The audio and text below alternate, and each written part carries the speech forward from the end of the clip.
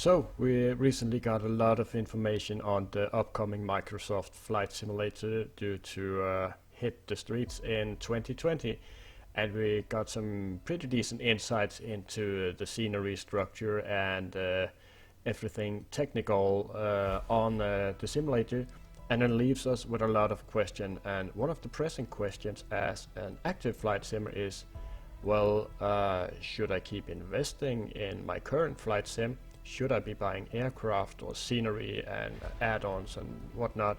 Or should I be sitting on my money and not invest anymore in a project that is most likely doomed?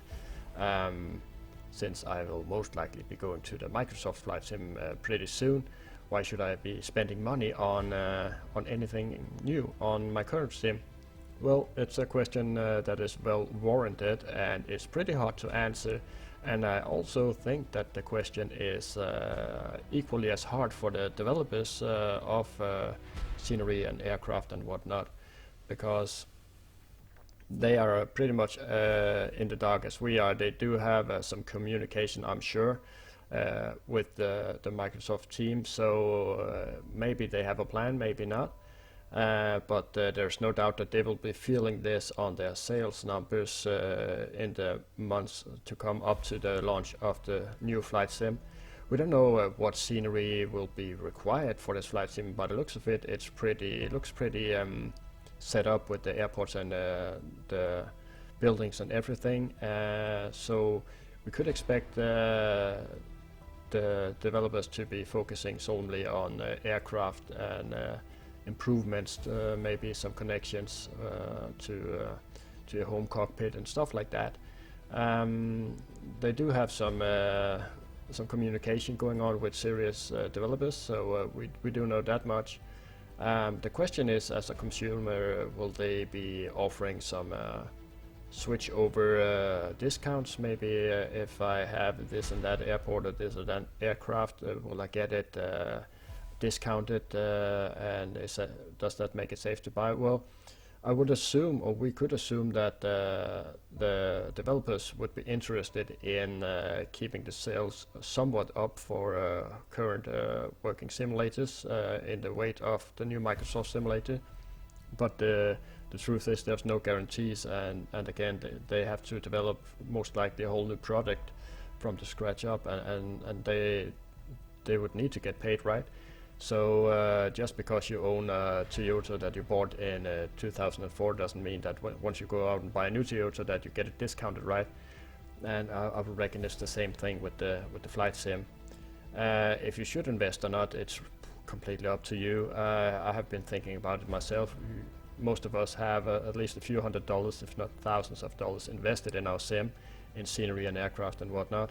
So I tend to look at it this way, same as if you, in the old days, you went out and you rented a movie, or if you go out and buy a cup of coffee, a pizza, or whatnot, you easily spend $20 to $30 on that, right? And it's a sort of entertainment. Going to the cinema, you pay for that, you pay for the entertainment. And if I decide to go, let's say I decide to go to Munich or to New York, and I would like some scenery for that, then I would pay for that entertainment that it is, and I would enjoy those 2, 3, 4 times I'm flying to that airport, and that would be pretty much it, right?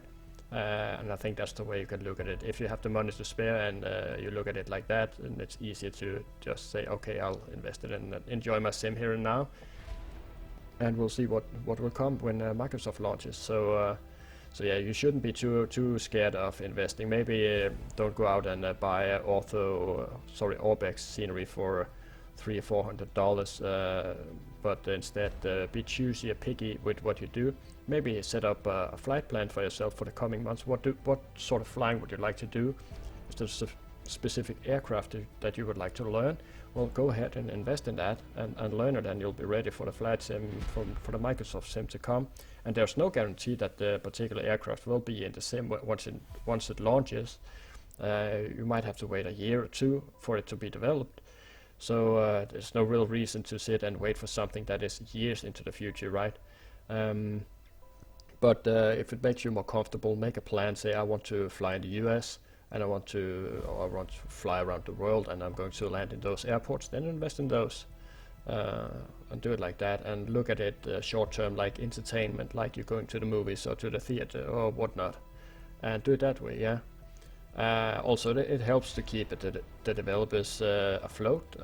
It's not a gold mine at developing aircraft or scenery for flight simmers, so they have to make a living as well, right? So it all helps the hobby. So that's at least my 5 cents. But what you'll need to do is really up to you, or what you want to do. Either way, it's understandable if you want to sit on your money to do that. If you say, what the heck, I don't want to wait maybe 1-2 years for something, I'll just enjoy the sim I have and build on that. So yeah, that's my 5 cents on that. What do you think? What's your thoughts on the whole process? Should we be buying scenery and aircraft and add-ons, or should we be sitting on our money? Let me know in the comments below, and I will be back shortly with a new video on this immensely exciting flight sim that are to come soon. So thank you for watching, and bye bye.